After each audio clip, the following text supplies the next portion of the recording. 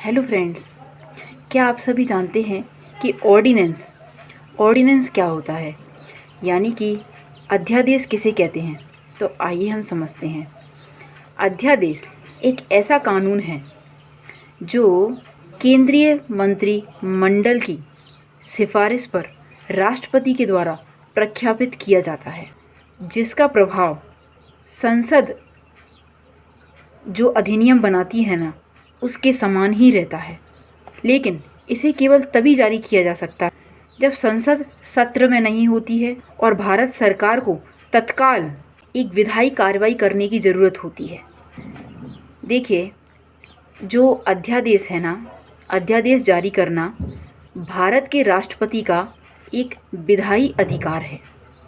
अध्यादेश किसी भी विधेयक को पारित करने का एक अस्थायी तरीका है।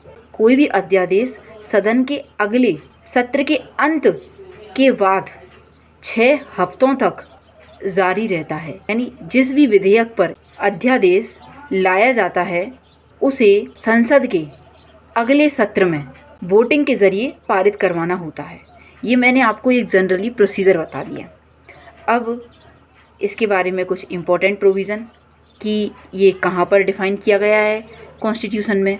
तो अध्यादेश के बारे में भारत के संविधान के अनुच्छेद 213 के अंतर्गत राज्यपाल को शक्तियाँ प्रदान की गई हैं और अनुच्छेद 123 के अंतर्गत राष्ट्रपति को अध्यादेश जारी करने की शक्ति प्रदान की गई है।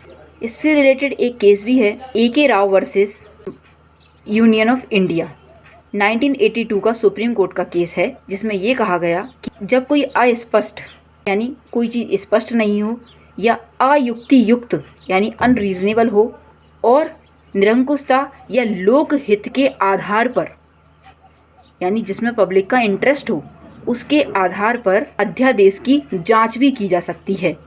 ये बात सुप्रीम कोर्ट ने कही है।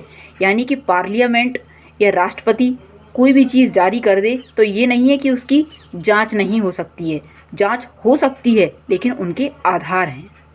अब जो अध्यादेश है वो आर्टिकल 13 के सब आर्टिकल 3 के क्लॉज A के अंतर्गत विधि माना गया है।